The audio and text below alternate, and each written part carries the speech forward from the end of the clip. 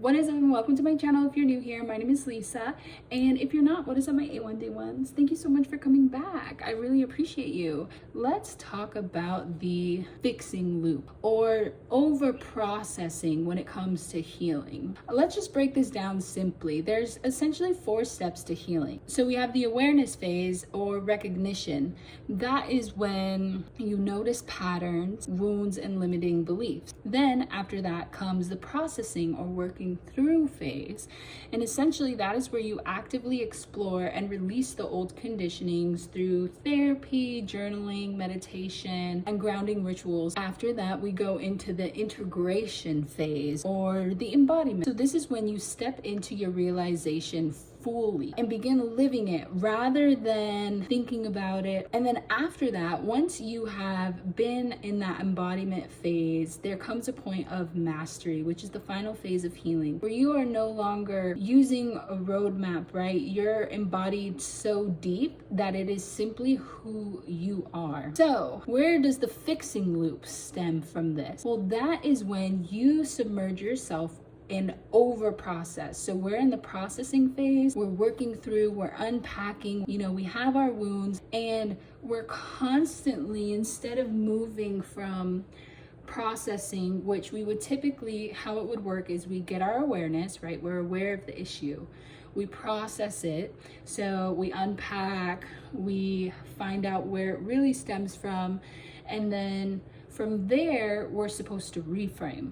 And reframing is what we're supposed to use when it comes to the embodiment phase, right? So our reframe of that old trauma is what would essentially push us in to embodiment through aligned action. So taking action opposite of what the trauma version of you would do. And for me, I've noticed that I gain the awareness and I start processing and unpacking. However, I don't necessarily shift into the embodiment phase, because while I'm deeply unpacking and overanalyzing and overprocessing, one more wound comes up or one more trauma response, one more trigger, and I'm constantly just unpacking and not allowing myself the space to move into embodiment. Does this sound familiar for anybody? So that is where I feel like a lot of us get stuck, especially with now we have spiritualists on social media, and a lot of them tell us that healing is essentially fixing.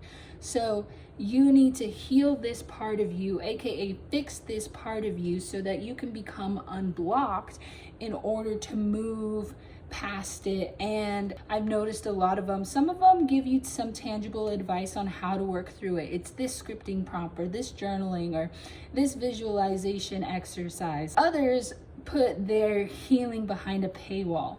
But I recently learned what a block truly is and how to simply overcome. And I'm just going to tell you that here, because everybody deserves access to this knowledge. And once it was put in perspective in this way, it completely changed the way that I've been moving through the world and just been moving through my healing journey in general. What is a block? A block is essentially a disconnection between thought and aligned action. Most times they do stem from fear, they stem from trauma, it stems from past old conditioning that is preventing us from taking the action that we need to take to further align or embody the version of us that we are trying to become. So for me, it was using like rituals, affirmations, and all of that stuff, not to enlighten myself, but more so to fix myself. If I journaled every single day, then that means that I will achieve this, or I will become enlightened. But the true sauce, the true tea of it all is that we already are enlightened. It's that we don't need to be fixed. Healing is not fixing. Healing is simply remembering the true core of who you are before the old conditioning, before the trauma, before the hurt, before the fear.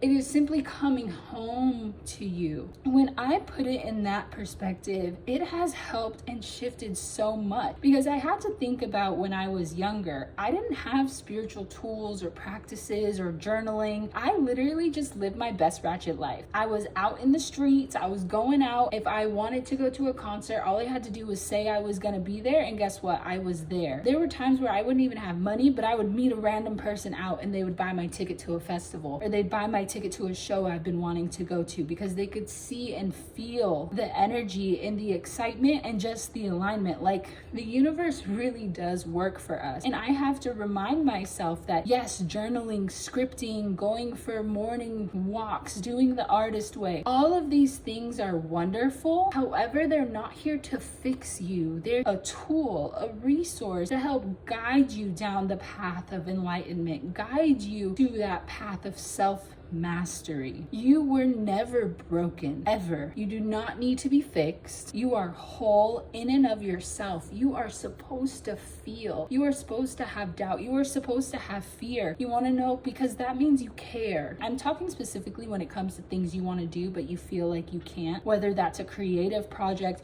maybe starting a YouTube channel, maybe even just being on social media, or just singing, crafting, whatever the case may be. If you have the idea, you have the capacity to do it with what you have right now. You don't need anything else besides you. Those extra, rituals and journaling, and they're incredible as long as they're fueled from a place of joy and play versus your own solitary confinement. It's really easy to get stuck in that processing phase. However, the simplest way to get out of it is just take one aligned action, no matter how small, that it just becomes your natural life. Aligned so heavy with the person you are trying to become that nothing else in your reality fits. You need to show up for you day in and day out, just like you would show up for your best friend, just like you would show up for your job, just like you would show up for your parents, whoever. It is time to take that energy back and show up for you, especially if you have experience being in that over-processing, over-analyzing, fixing loop. Again, you are not broken, you are whole. And I hope this video helped you. And if you want to just kind of dive into it a little bit more, I did put a post on my community page about it. That's kind of it for me. Remember, you got this. Keep moving forward no matter what. Don't let your mind stop you. Don't bully yourself out of your dreams and the things you want to do. You are worthy of it all. I'm telling you, you truly are. Until next time, I'll see you guys in the next video. Bye.